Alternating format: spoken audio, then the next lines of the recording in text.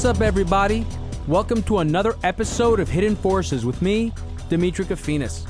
Today, we speak with Steve Keen. Steve is professor of economics at Kingston University in London and one of a handful of economists to correctly anticipate the global financial crisis of 2008. Professor Keen is also the popular author of Debunking Economics, as well as his most recent and timely book, Can We Avoid Another Financial Crisis? In this episode, we tear up the textbook of contemporary economics. We dispense with equilibrium, embrace irrationality, internalize externalities, and drop assumptions about the world that do not comport with the reality we experience in our daily lives. We begin our history of economics with the physiocrats, enlightenment thinkers of the early 18th century who concerned themselves with the question of productive work and where stuff comes from.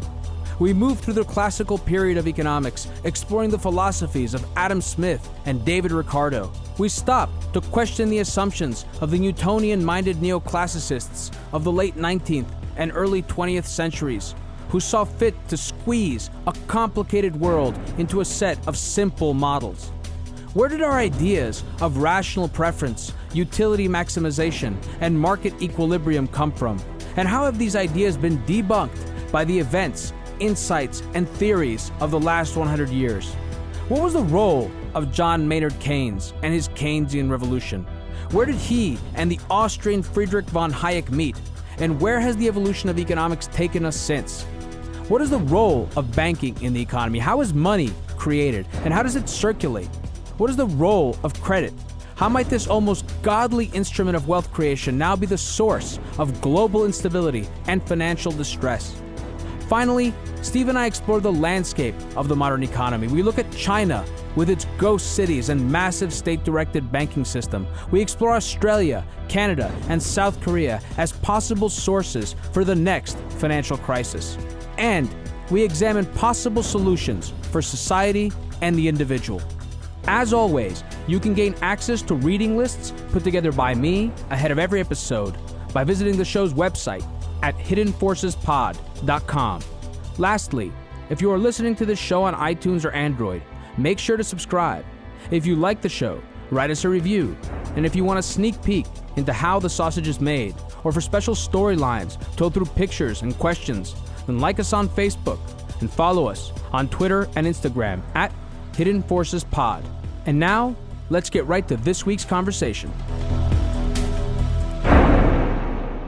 Professor Steve Keen, I am so excited to have you on. I was just telling you that the last time that you were on my show, I did see you in New York recently when you were there, and I've seen you a number of times since I ended Capital Account, but the last time I actually had you on my show was, I think, in the summer of 2012, and you were in studio in Washington, D.C., I believe, and we actually had you answer comment feedback to the audience at the end of the show with Lauren.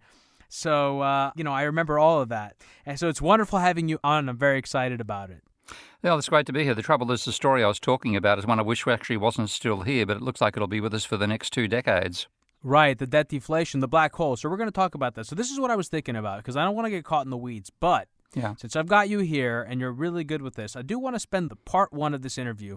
I want to do it sort of going through giving people an understanding of the evolution of economics and economic thinking. So the way I'm thinking about it, there was the classical period, classical economics, then there was neoclassical economics, then there was the Keynesian revolution, and then there was this Keynesian neoclassical synthesis. And the way I see the classical period was it was kind of, this was a time when economics was really primarily a philosophical idea, and then with neoclassical economics came along with the need of the industrialists to sort of standardize and create systems around which they understood and were able to price goods, etc. But you know what? Instead of me talking, why don't you lay that foundation out for the audience so that we can sort of understand what is the progression of economic thinking from the time of Adam Smith to today? Well, in fact, I'm going to go back about 30 or 40 years earlier, because that's, I think, economics should have started with a group called the physiocrats, who were based in France. Adam Smith actually went across to study with them, but I think he brought the classic things that happen in economics all the time. We talk about throwing out the baby. Don't throw out the baby with the bathwater. Economics tend to throw the baby away and keep the bathwater, and then try to keep the bathwater alive. So if you look at what the physiocrats were arguing back in as early as the late 1600s, in fact, what became called the physiocratic school actually started off by saying the question, where does stuff come from? And the basic answer was stuff comes from the sun, in the sense that agriculture gets this free radiation from the sky, and you plant a seed in the ground and it turns into several cobs of corn with maybe 10,000 times as much as corn you actually put in the soil. And they called the agricultural sector the productive class, and so that's where all wealth comes from. And then they referred to manufacturing as the sterile class. Now, they were wrong about the inability of manufacturing to actually produce more stuff than you put into it, because manufacturing uses energy. It just happens to be solar energy that landed on the planet about 90 million years ago, got absorbed by an animal that turned into a fossil that became oil or coal, and we then burned it later.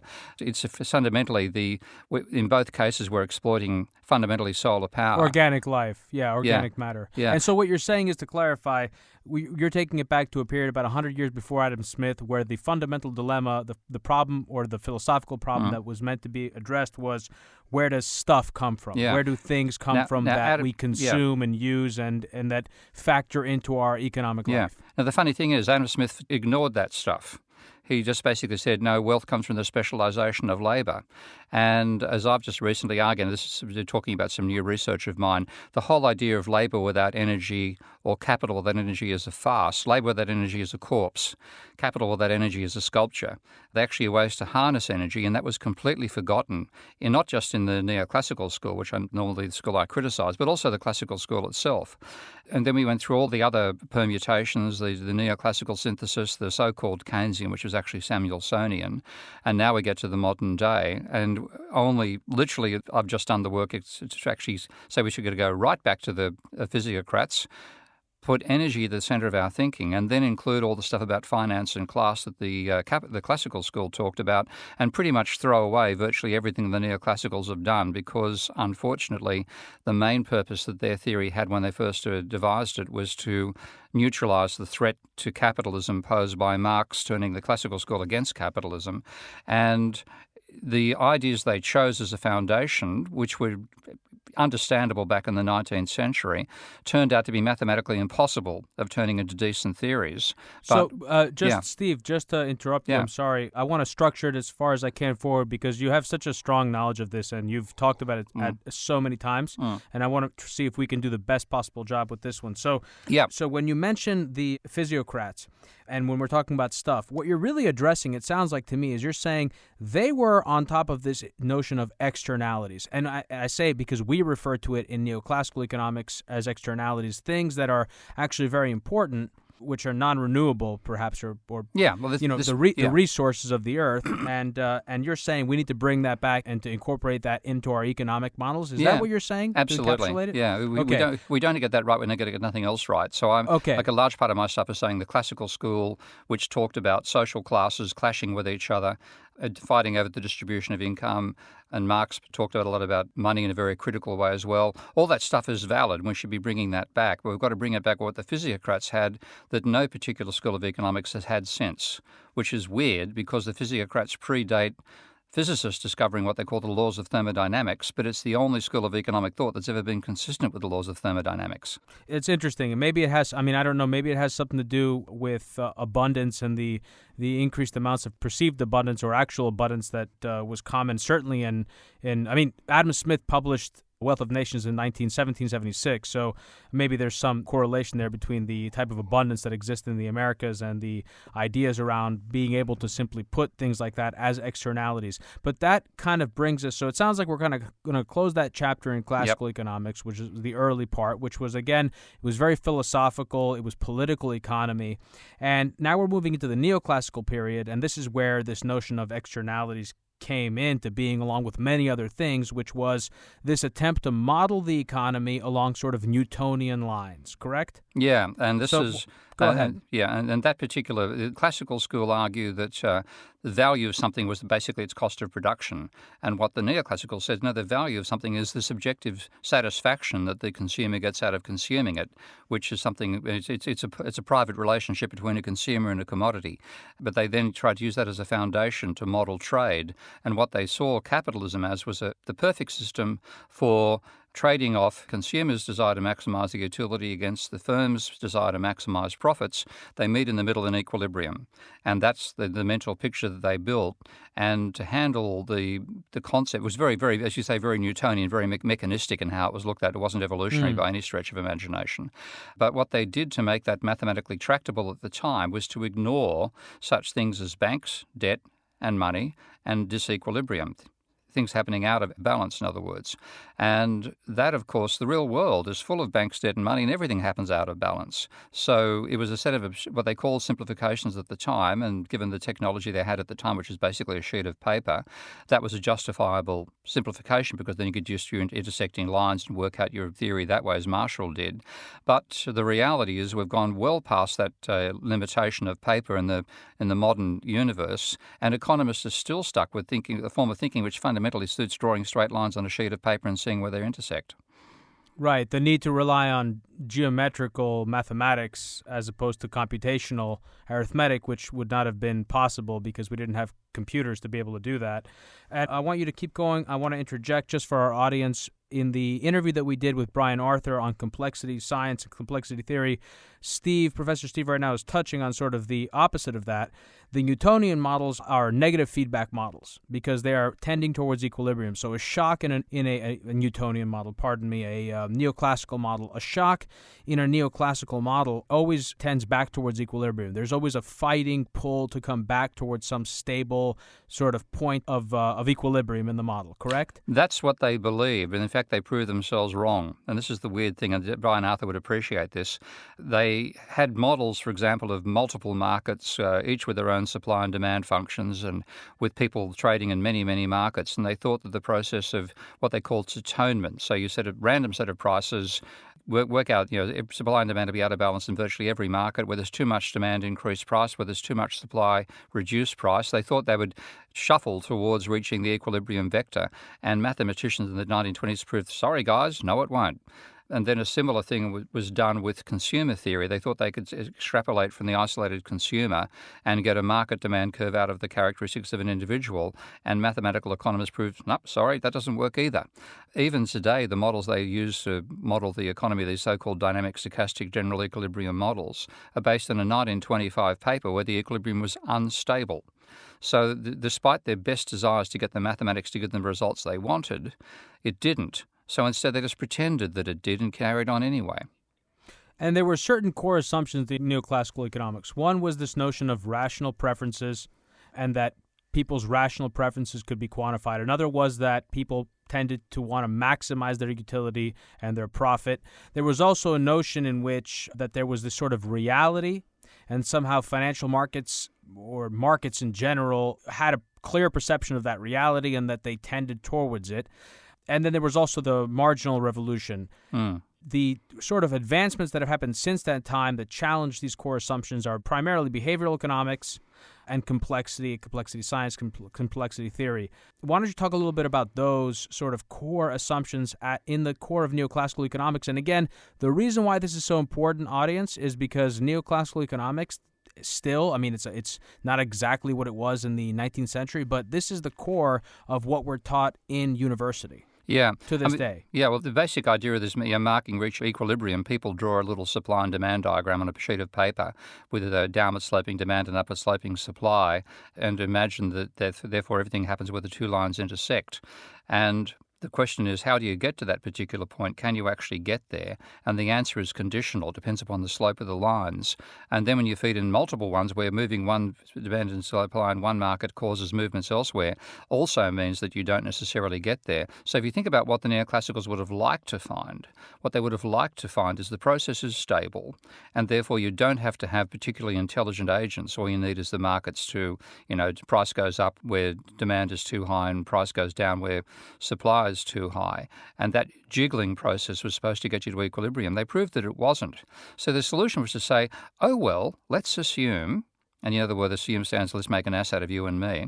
Let's assume that there are agents who've got the capacity to prophesize where the market should be and work out where that point is in an unstable system and jump there because we call them rational. By the word rational, as a rational person has the capacity to, on average, accurately predict the future. Now, that is total crap, okay? But because they were so wedded to the idea of the market reaching equilibrium, and they found it wouldn't reach it by a random process of, fairly, not requiring hyper-intelligent agents, they simply said, well, let's assume hyper-intelligent agents then, without actually telling anybody that what they meant was people who could actually predict the future. Right. It doesn't take into account things like the ultimatum game, for example, which is that's the famous study with the chimpanzees, and you give the chimp some cucumber, and then you give another chip some cucumber, and then the other chip gets a grape, and then they see that chip gets a grape, and then the other chimp basically throws the cucumber back in the researcher's face because he says, you know what, I'd rather not have anything than have less than this guy, which is irrational according to economics, but is in fact the way that we behave. We don't like to be cheated. And in fact, in evolutionary terms, there's a good reason for that. So there was this first initial, it seems like to me, and please correct me if I'm wrong, but this sort of revolution in economic thinking, which was an attempt to take a philosophical approach to thinking about the economy within the context of politics, within the context of polity and morals and utility and all these things. There was an attempt to systematize it and to put around it a scientific sort of layer.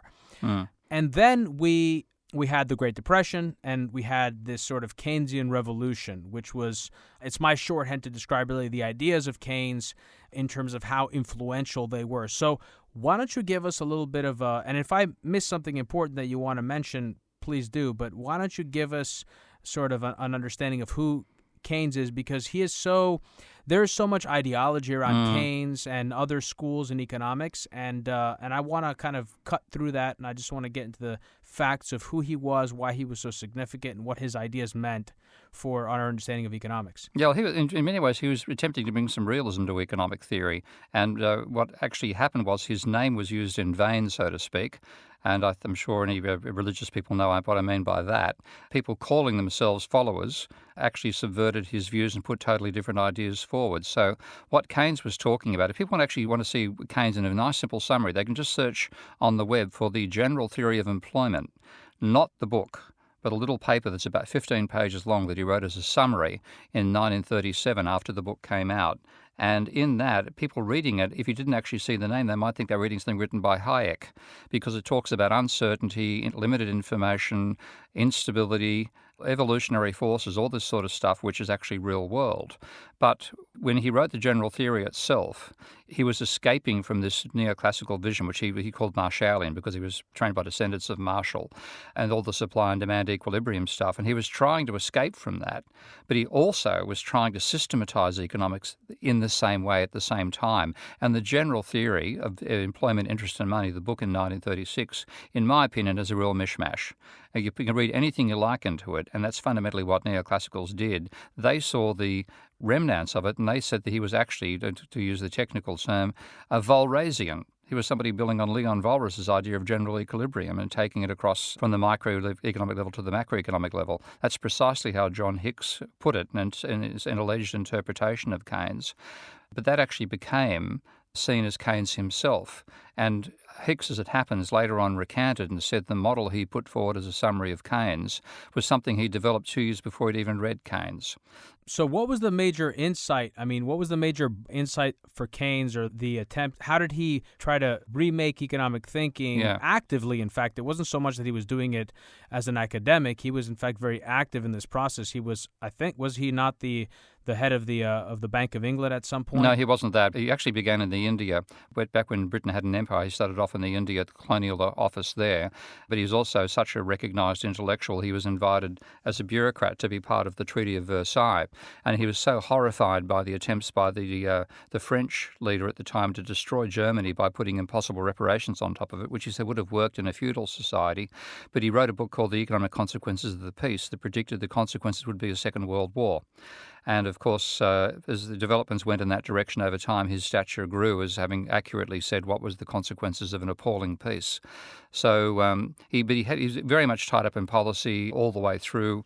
Instrumental in Bretton Woods, of course. Yeah, and he was undermined by the Americans there, unfortunately. Otherwise, we would have the Bancor as international currency rather than the United States dollar, which is what the Americans wanted and Keynes did not want. But he was very much talking about how we have to make decisions about the future, but depend upon things that happen in the future, but we can't know the future, where it's uncertain, not subject to risk or chance or anything like that, but simply unknowable. And he said, in that sense, therefore, we make decisions based on extrapolating current conditions forward, even though we know that's not going to work. It's the only thing we've got to go on. And what you get for is waves of exuberance and depression coming out of that, affecting the level of investment, and the level of investment then affects the rate of economic growth.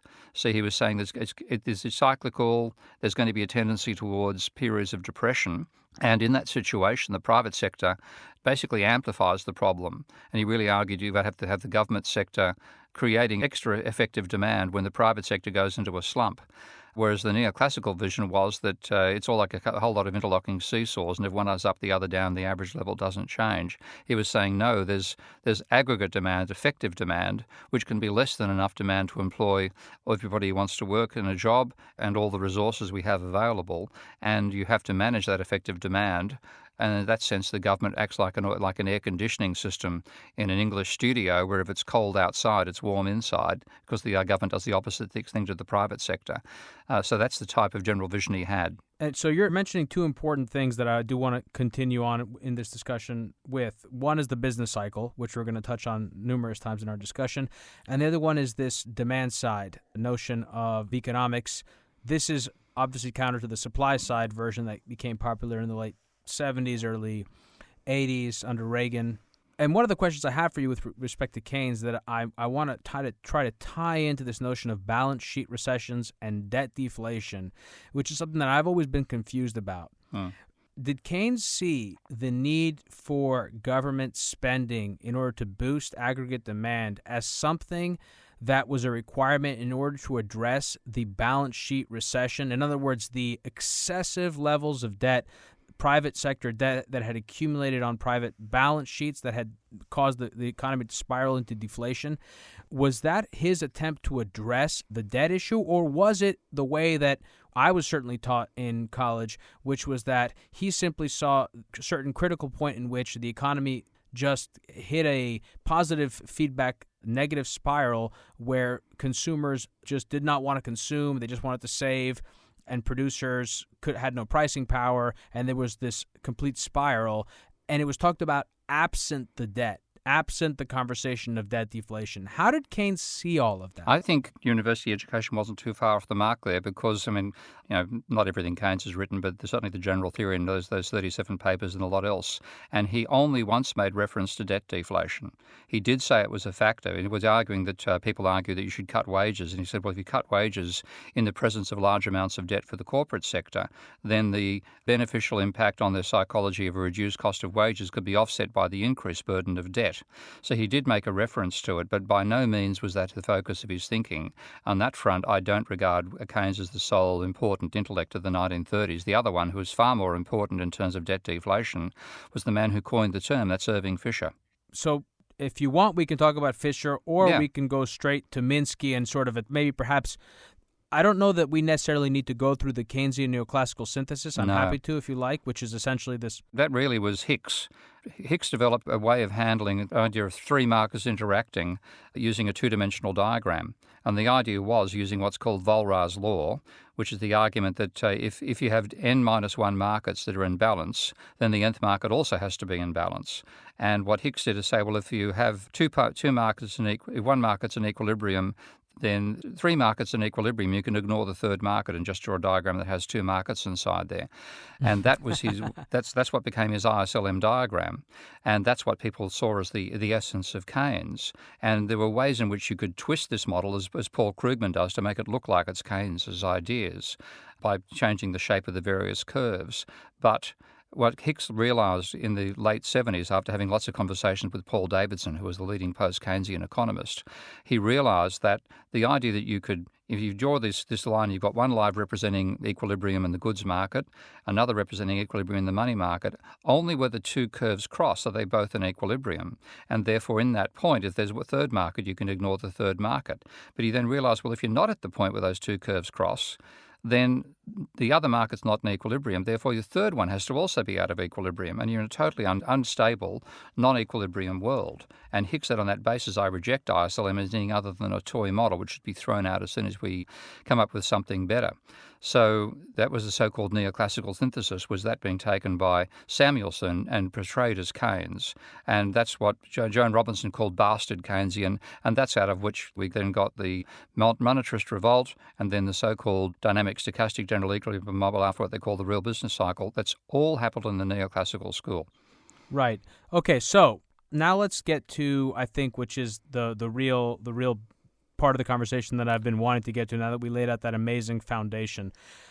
Minsky, who is someone that you talk about often and we're going to talk about here, he has this great quote. It's not a direct quote, but it's something that you've cited, which is that the fact that neoclassical economic models could not produce a depression with their models. In other words, you need an economic model that can generate a depression. Yeah, absolutely. The fact that they could not was a central problem with the models. Yeah, and now this sort of brings us forward to where we are today, which is that we've had major problems in economic thinking, primarily, well, not entirely. I mean, one of the other major points as well, as you kind of alluded to it, I should actually say this, which is that neoclassical models didn't really have a place for banking or for money. And in fact, they viewed banks as simple intermediaries and not as money creators. And that's an important point. I want to try to see if I can convey this to the audience. Of course, when you work, you save, you put the money in the bank. When I go to borrow, I take money from the bank, but I don't take just the savings that's in the bank. The bank has the capacity to create unlimited levels of savings. There are, of course, constraints that are put onto them at various points from regulations or whatever else, but theoretically speaking, a bank can it's essentially a Ponzi scheme operation. A bank generates credit, and that credit circulates in the economy as money. If I go to the bank and I get a $100 loan, the bank doesn't have $100 and it issues me a loan. When I go and spend that money, that's effectively money in the economy. That's an increase in the money supply that affects prices, that affects everything else. The neoclassical models did not possess that, and I think that is an even more significant problem, and of course it goes hand in hand perhaps with the inability to generate a depression. But I want to now sort of get into that because that's so central, the role of money and credit in not just the discussion we're having here, but in where we are today, how we got here up to 2008, what's been happening since 2008 to today, and what we can expect looking forward. Yeah, absolutely. That's all stuff which is left out of the mainstream. And the reason that Minsky included it, apart from being just simply more realistic, was the question that Minsky posed for himself was, can it happen again? It being a Great Depression. And if it can happen, why hasn't it happened between 1945 and when he wrote the line in 1982? And he said, to answer this question, we need a model which makes a Great Depression one of the possible states in which our capitalist economy can find itself. If you have a model that can't generate a Great Depression, you haven't got a model of capitalism. Now, on the other hand, such a common sense idea. Yeah. The neoclassical said we can't explain the Great Depression, therefore we call it an outlier. We don't include it in our data, and we fit the data to non-depression periods. And they're even doing it again now, the way they're trying to get their models to jump over 2008. Well, that's a problem in general with so much of the quantification of finance. We are using models, we're using mathematical models in order to expedite economic problems, and we build a lot of assumptions in there that shouldn't be in there, and we end up having a lot of crashes and a lot of catastrophes. So I want to kind of get into where we are today. You touched on this notion of the business cycle. There is a larger idea of a credit cycle, and each time, of course, we have these business cycles, which are periods of investment. Periods of investment correlate with periods of higher credit growth because, of course, an investment opportunity for an investor means that they not only are going to rely on their own savings and capital, but they're going to go out and borrow. They're going to seek investment from other people. The money supply grows, credit grows during a boom. In a bust, there are liquidations, but not all debt is liquidated. And so each time we have a credit cycle. Each time we have a business cycle, there's an accumulation of credit. There's an accumulation of debt, and that debt, I think you've said this before, Steve, or maybe it was Minsky, but it's easy to confuse the two of you guys. But this idea that debt on the balance sheet reflects over time, reflects the failures of an economy over the period that's seen. Would that be an accurate statement? Minsky's vision is the first vision I saw of a capitalist economy that I thought made complete sense. And that's why I've used it as a foundation for my own modelling since then, because he said the fundamental instability of capitalism is upwards. The tendency to turn doing well into a speculative boon is the fundamental instability of a capitalist economy. Whereas most critics talked about this tendency towards stagnation, which I think is nonsense. People like Brand and Sweezy saw this tendency for the rate of profit to fall and all this sort of nonsense, not looking at the financial sector at all. And Minsky said instead that firms will, after a period of a crisis, as you move away from the crisis and you have relatively stable conditions continuing for some time, people tend to forget the crisis itself and therefore their expectations start to rise. And as their expectations start to rise, they're more willing to borrow money. The borrowing money increases demand in the economy, as you've yourself explained a moment ago. That causes a boom. That then drives up income shares going to other social classes, workers, raw material producers as well, and also, of course, bankers are getting a larger share of output because of the increased debt that firms are carrying and because the interest rates tend to rise as well. And you finally get to a point where the profit the capitalist is making is not what they expected, and they start cutting back on investment and the economy goes into a slump again. But Minsky's explanation was, the way that I summarised it, there's a tendency for people to borrow money during a boom and have to repay it during a slump, with the result that you ratchet up debt levels. In each boom and cycle, you get a high level of debt starting the next boom. But each time that happens, the amount of headroom you have to be able to reduce your costs by a slump is decreasing, because the debt itself, you can't get rid of the debt, and except by paying it down or by bankruptcy. And you get to a point where there's so much debt accumulated, the downward tendencies in the aftermath of a slump aren't enough to reduce the debt burden. It continues to compound, and you have you fall into the black hole of debt. So that's great. So there are three great points you made there. One is the structural point. So we're talking about this concept of business cycles, which is so essential and so basic and something that I was not taught in school. I majored in economics, and I had a major in economics and in political science, and I was never taught anything about the business cycle. In fact, Steve, I don't know if you and I have talked about this. We probably have. But I was never even taught about how monetary policy operates. I know. Fiat money system, which is remarkable. And that sort of is going to get to another point that I want to get into, which is this notion of a balance sheet hack. How do we sort of hack the balance sheet? Because that's the kind of the argument that you would make and others would make, and it's a reasonable argument for how to deal with the balance sheet recession that we're in, if you agree that we're in one. And I mean, you do, I do. It's up to the audience to decide that. But you made three great points. One is the structural changes. So a business cycle, a boom creates structural changes in an economy. And there's also an accumulation of debt, and that's kind of partial with that as well. And each time that debt accumulates, so we get more and more. Each time we go through a business cycle, we have an additional amount of debt. And that there are also winners and losers during a boom.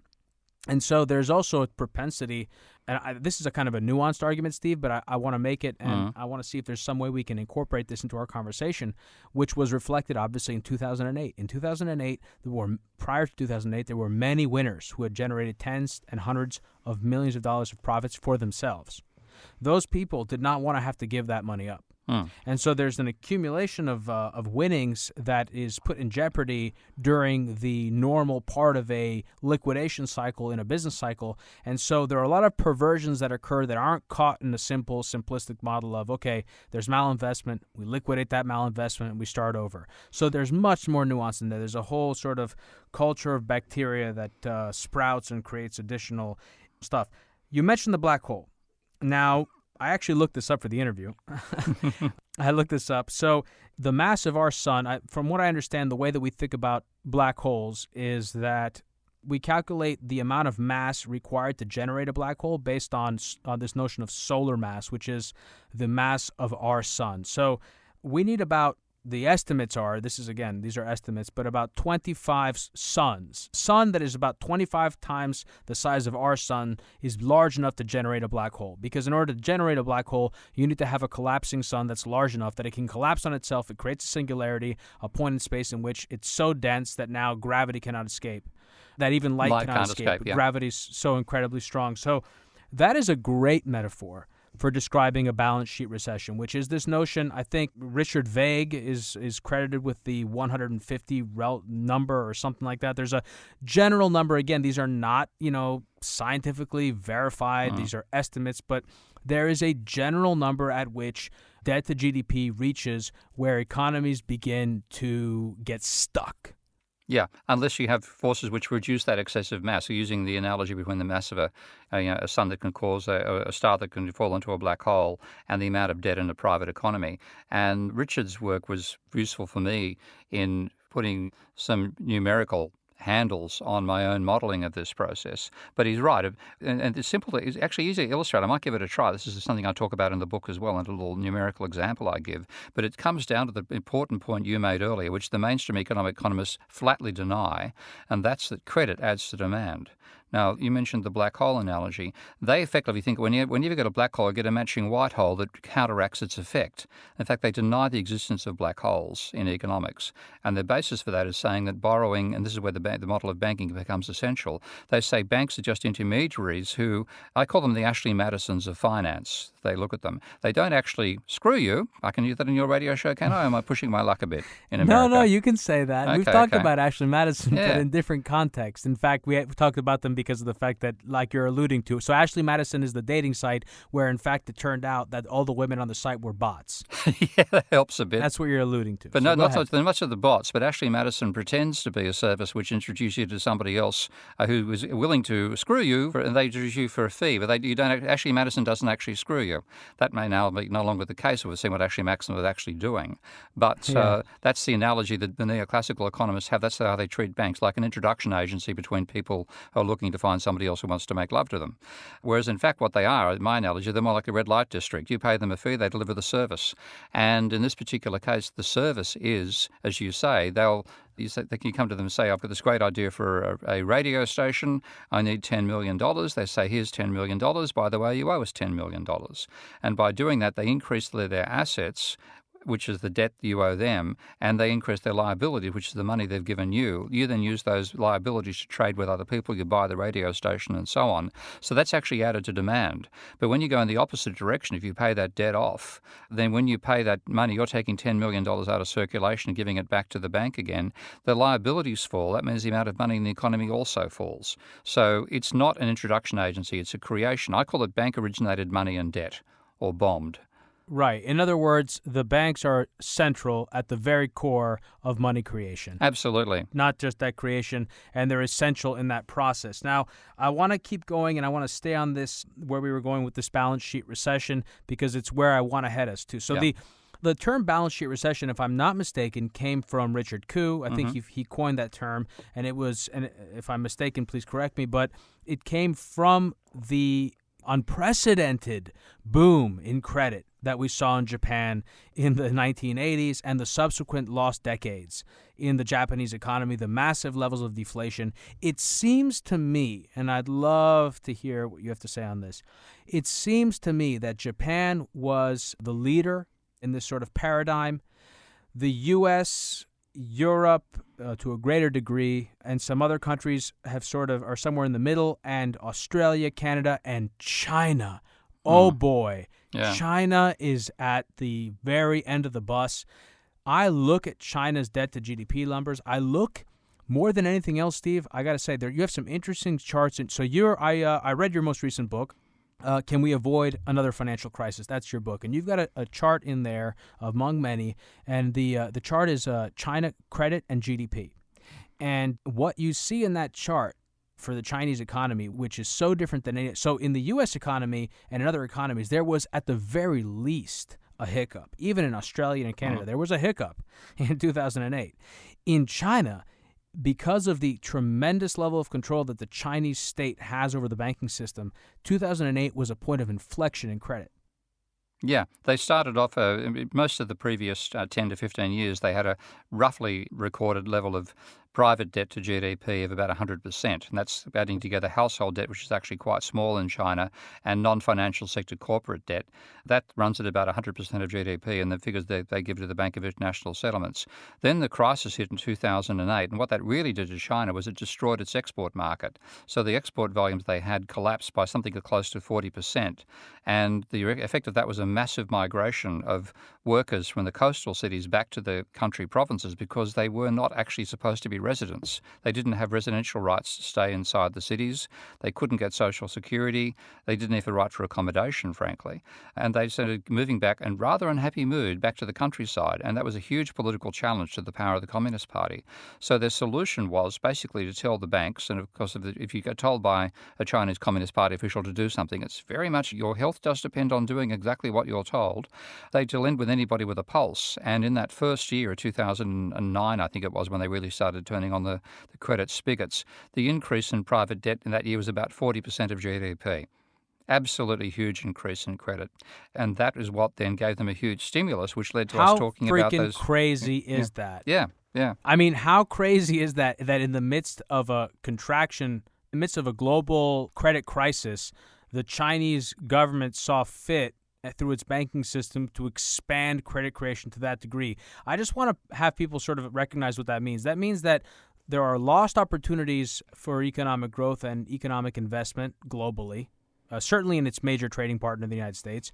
And so the Chinese economy, in order to counteract that for political reasons, extends credit, which is going to go towards the building out of productive capacities that are bound to create larger amounts of malinvestment than could otherwise have been possible. Is that did I summarize that correctly? Reasonably well. I mean, the thing is, it's a lot of what China's been doing is monumental public investment as well. So, building a coal-fired power station virtually 2 hours a week at one stage, high-speed rail, far better high-speed rail than America has.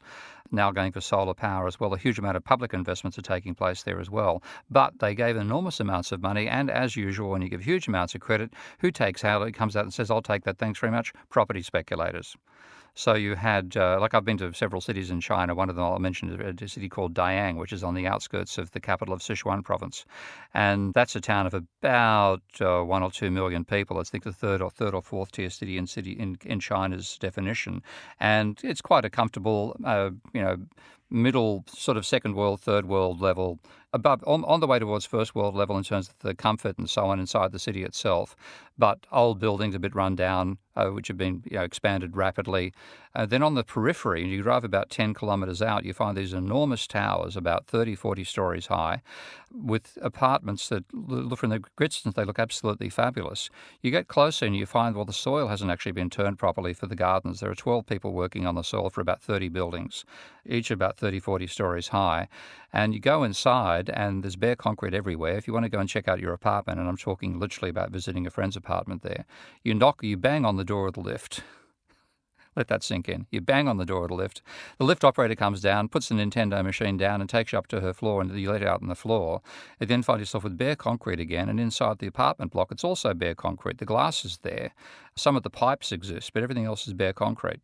And that scale of development was going on, and Chinese people were buying them because they were getting such lousy returns out of bank accounts that they really regarded buying these properties as a form of savings for the future. And the prices would rise because of the sheer volume of borrowed money turning up both in building them and then buying them. And that was effectively how they were on the other side of the government making the credit system create that amount of money. That's how the Chinese buyers were seeing themselves riding a speculative bubble as a form of saving. So that's a classic Ponzi scheme. And that's also a classic example of what happens when you expand credit. It goes somewhere. And the notion that it has to go only into consumer prices is absurd. Of course, we've seen in the United States and other places asset bubbles form when you expand credit. And of course, we've seen that in neighboring Australia, not just within Australia and the way that the Australian government supported its housing market after 2008 in order to keep that bubble going, which I think in some ways similar to Greenspan in 2001, stimulating a mortgage refinancing bubble. But the Chinese are also pumping money into Australia, pumping money into New York City. So that does affect real estate prices. And now that I mentioned Australia, so you kind of lump Australia, China. China is obviously a much bigger kahuna. I mean, because you're talking about ghost cities there, those apartment buildings. I mean, that's something that I don't think we've seen anywhere else.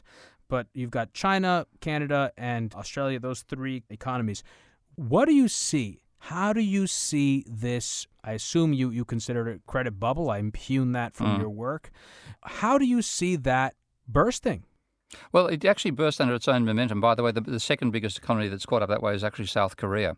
Then Canada's number 3. Australia's about number 4. Then you have Belgium, Norway, a few others that are all in the same story. Even scarier that South Korea is in that situation. Okay, Yeah, go they ahead, all got sorry. through the crisis by borrowing more money. So the Australian government encouraged first-home buyers in first of all. Then they had the borrowing by the business sector for all the investment around the minerals boom to feed minerals into those Chinese high-rises. And now when that started running out of steam before they thought it would, they encouraged investors in, so-called, I call them speculators, into the housing market. So with that way, they all levered up their level of private debt.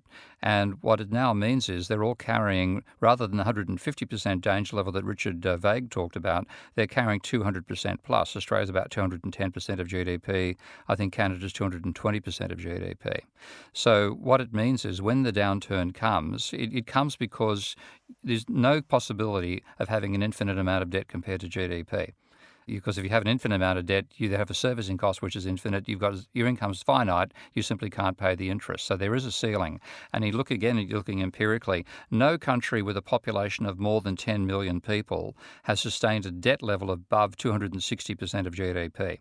I think the highest actually was Norway. It was the Netherlands running about 240, 250% of GDP.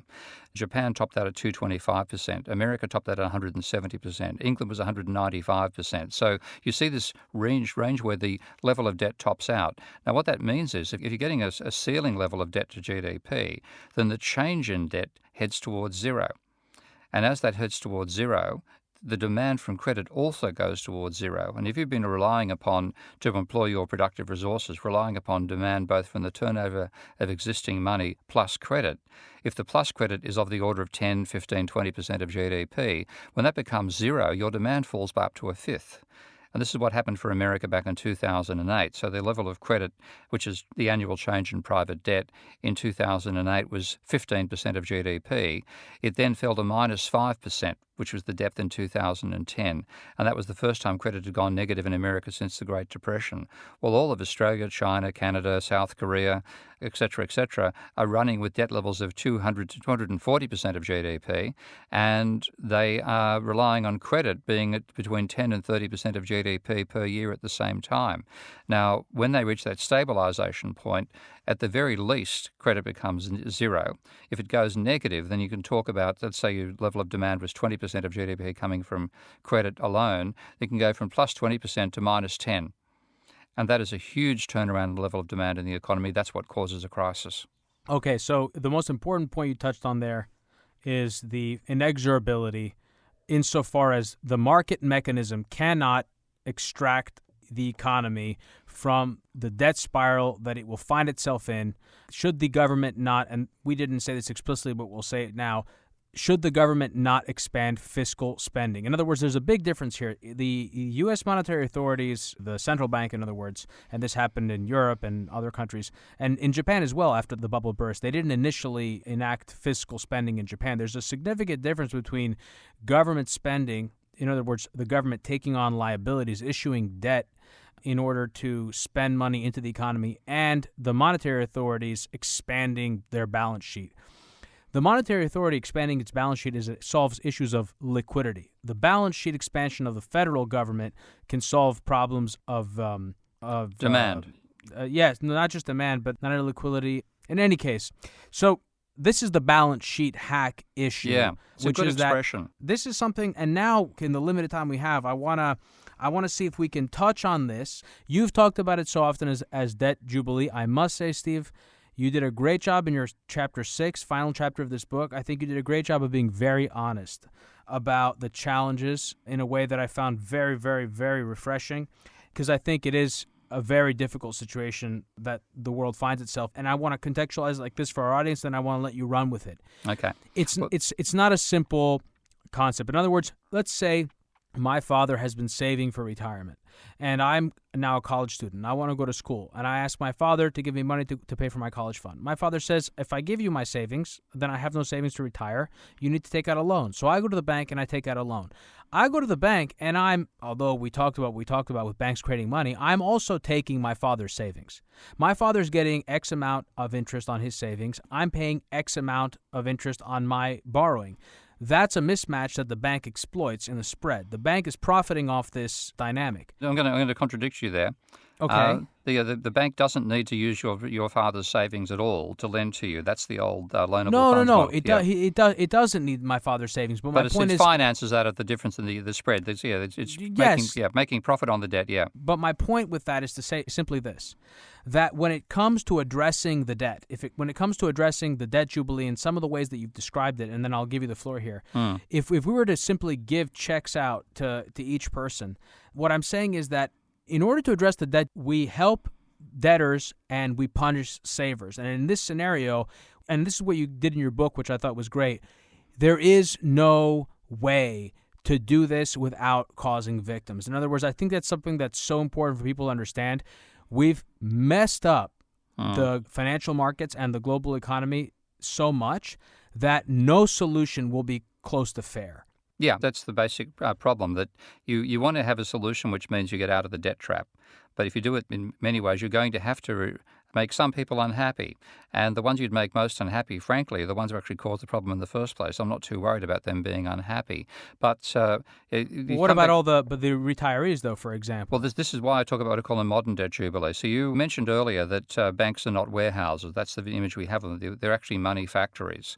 And when you think about them as a warehouse, you want them to be responsible and, hand itself out carefully and watch it carefully, et cetera, et cetera. That's partly where attitude towards having to repay any debt you take comes from. When we see them instead as factories, then they can produce too much of the stuff, and we might to write some of it off occasionally.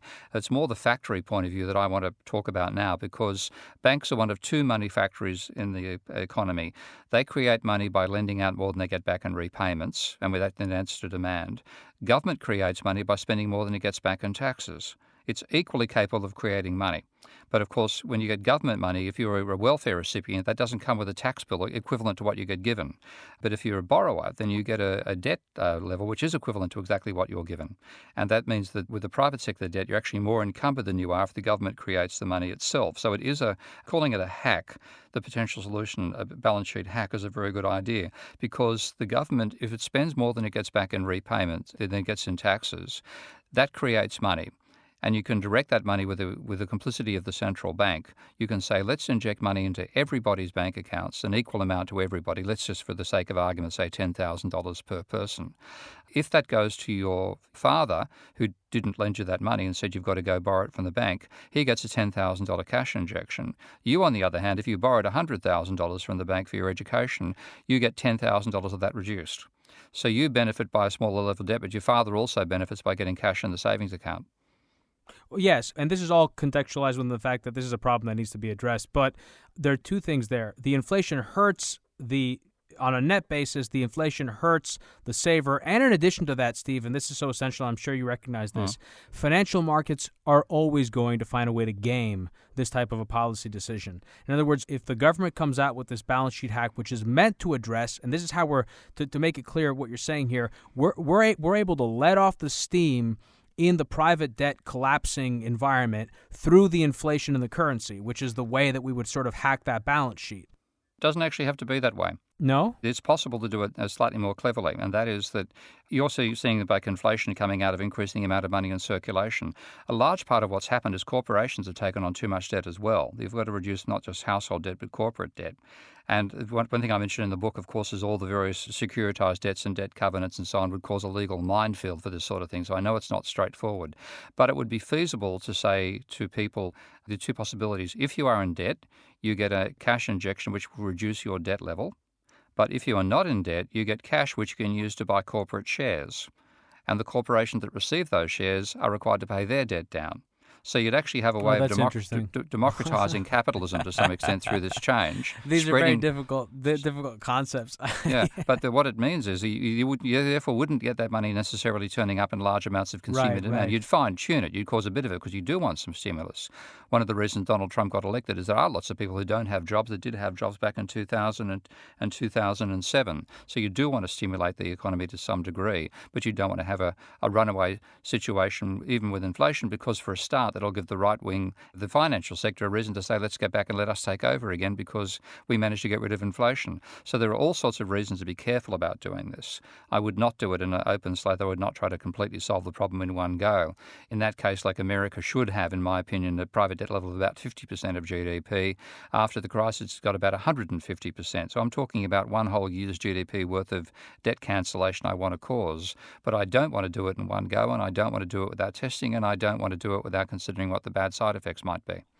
So, Steve, in the interest of time, given that we only have a few minutes left, I would highly urge our audience. So your new book is a wonderful, very small, it's probably the most manageable economic textbook I've ever seen that I would call, not a textbook, sorry, that's a misnomer, a little pamphlet practically, and it's an intermediate. I wouldn't call it too simple, but I would call it intermediate, and I would call it very valuable for anyone who has any sort of basic understanding of economics that would like to be able to capture some of these ideas better. In the context of what you're saying, and this is what I want to ask you now, because we unfortunately can't go into the depth of the jubilee that I would like, so there are two things I'm interested in. One is, but they're all based, and if you are able to in some way give some suggestions to the audience, and if you can't, that's fine. I mean, you're not an investment advisor, but I'm curious how you as an individual would want to protect yourself given what you've seen. Guys like Jim Rickards, for example, who we both know Jim. He's a believer in gold. I know that you're not, or you're skeptical about it, but Jim is a believer in gold for this exact reason, I think, which is the fact that this is a problem that's going to have to get addressed one way or the other. And so I think people that believe in gold or believe in alternative currencies or are trying to find places to stash their money outside of the banking system are really just trying to find a way to get out of the game that's going to have to resolve itself. How do you think about this? I mean, you must think about it, at least even intellectually. How do you sort of prepare yourself for this scenario? Well, it partly comes down to what I expect politicians to do, and I don't expect them to solve the problem. I expect them to make it worse in many ways. So I'm more expecting crashes to occur at various points in time. In that case, gold is a speculative commodity that does well during financial crises and during currency crises. And I'll also be looking at countries which are likely to have massive devaluations of their currency. That would definitely include China and Korea and Canada and Australia. And I'd also be looking at the possibility when a household crash occurs of having people who are desperate for money because they've got a debt to pay without which they go bankrupt or they lose their assets completely, and they're going to be fire sales. So you need to be liquid, and you need to be looking at what a safer currency has been if you can actually make a choice between currencies. And in that situation also things like gold work well because when the crisis occurs, their prices will rise. But it's all gambling. I'd rather get away from a world where we gamble at that level and get back to where we innovate instead. Yeah, exactly, which is the point about the government addressing it. What you're basically saying is on the horizon, there's a real deflation, and the point is how do you stay liquid in a currency or in some type of asset that you can use in order to buy assets that are less valuable after the bust. But there's so much of your work is devoted to this notion of solving it with government policy, and I think it's the best work I've ever found on the subject for years since I've been following you, and you've been talking about it for a very long time. And I've always hoped that people would, certainly politicians, would read your stuff, Steve. I don't know that if you've gotten them to hear you, but... Well, I wrote it short to make it possible for them to read it. I know what politicians are like. They don't read anything long. The worst of it was being old Donald Trump, but some of them actually read books. This is a 25,000-word, 140-page, half A4 size book. So I hope it's something that's quite readable, even in one day. So, Steve, thank you so much. It was a great pleasure to have you on. I really enjoyed it. I really went hard on you here. I had these notes because I knew I want to keep these shows under an hour now. So I really went at you here with some really great information. I feel like we really packed a dense supernova, if not a black hole, in this conversation. That's the idea of the book as well. All right, Steve, thank you so much for coming on. Thanks, mate. It was good fun to talk to you again. And that was my episode with Steve Keen. I want to thank Professor Keen for being on my program. Today's episode was produced by me and edited by Stylianos Nicolaou. For more episodes, you can check out our website at hiddenforcespod.com. Join the conversation at Facebook, Twitter, and Instagram at Hidden Forces Pod, or send me an email at dk@hiddenforcespod.com. Thanks for listening. We'll see you next week.